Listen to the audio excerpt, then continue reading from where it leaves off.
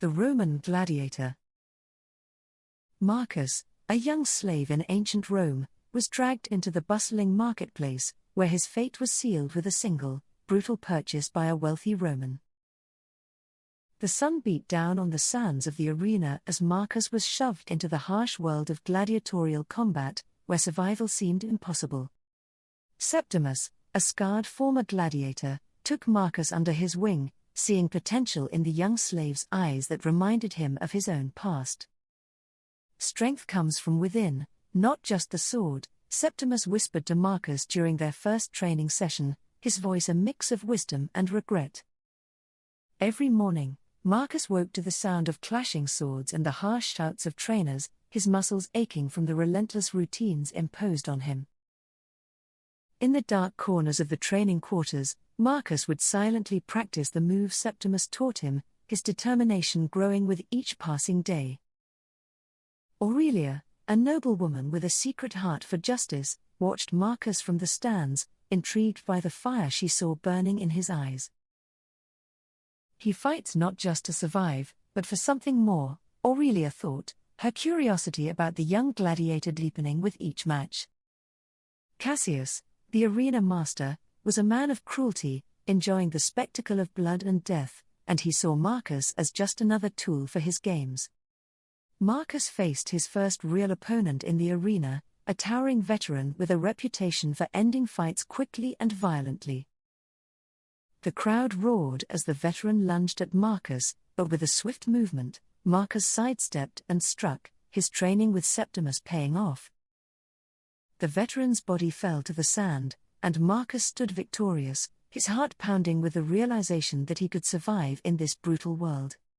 As Marcus's reputation grew, so did Cassius's hatred, for he despised any slave who showed signs of defiance or strength.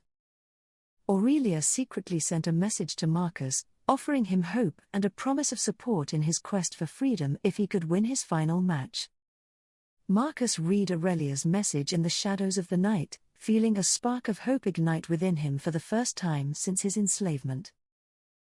The final match was announced, and Marcus knew that his opponent would be none other than the undefeated champion of the arena. Septimus warned Marcus of the champion's skills, but he also reminded him that true strength came from the heart, not just the blade. On the day of the final match, the arena was filled to the brim with spectators eager to witness the clash between Marcus and the champion. Marcus stepped into the arena, his heart steady, his mind focused, as he faced the champion, a towering figure of muscle and scars. The champion's first strike was brutal, but Marcus's reflexes saved him, as he ducked and countered with a precision that stunned the crowd. Blow after blow, Marcus and the champion fought, their weapons clashing in a deadly dance, the outcome uncertain with each passing moment. Marcus remembered Septimus's words, and with a surge of inner strength, he delivered a powerful strike that knocked the champion to his knees. The arena fell silent as Marcus stood over the fallen champion, his sword poised, waiting for the signal that would determine life or death. Cassius, seething with anger, gave the thumbs down, signaling for Marcus to finish the fight, but Marcus hesitated, his conscience battling with the brutality of the arena. Aurelia, watching from the stands, felt her heart race as Marcus made his decision, a choice that would change his life forever.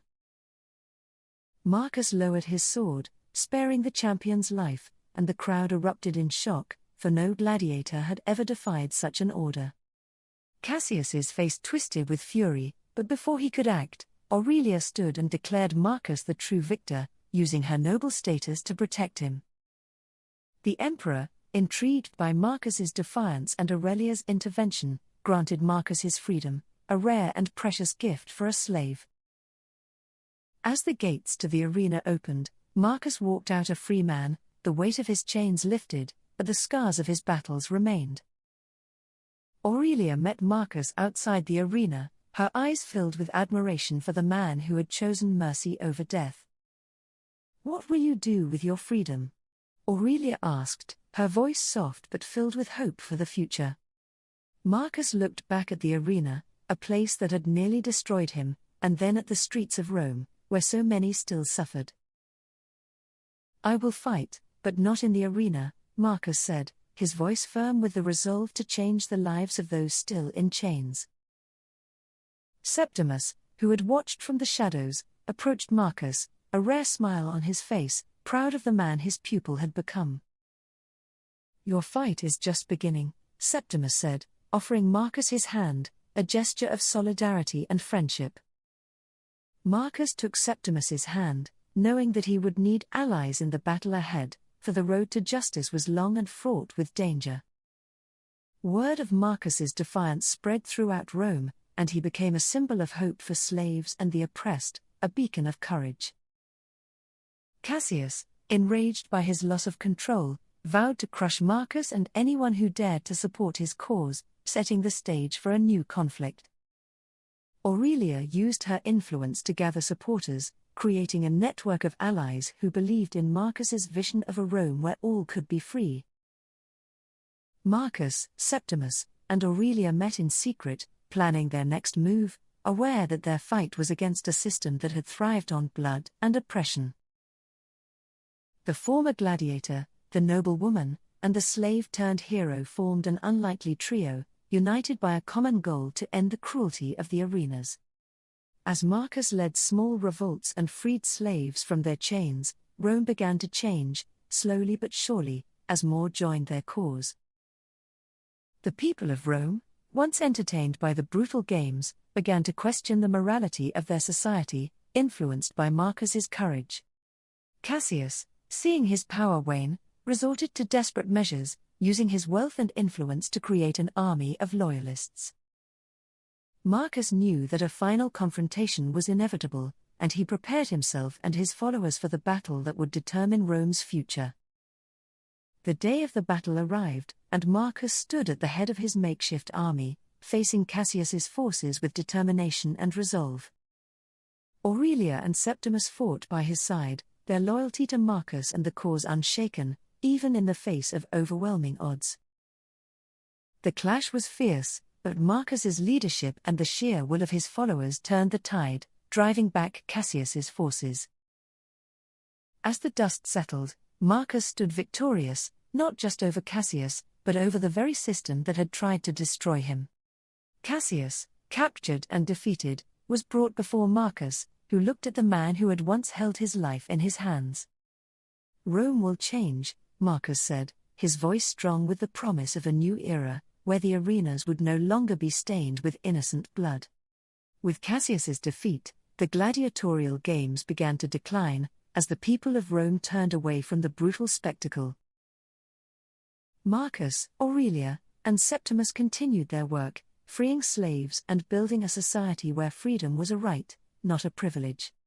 Marcus's name became legend, a symbol of resilience and justice, inspiring future generations to stand against oppression. Aurelia, who had once watched Marcus from the stands, now walked beside him as an equal, their bond strengthened by their shared fight. Septimus, who had trained Marcus to survive, now trained others to live, passing on the lessons of strength and mercy. Rome began to transform, slowly shedding its old ways as the legacy of Marcus and his followers took root in the hearts of its people.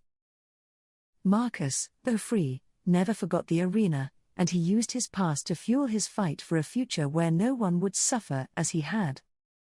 As the sun set over Rome, Marcus stood on a hill overlooking the city, knowing that his journey was far from over, but with hope lighting the path ahead.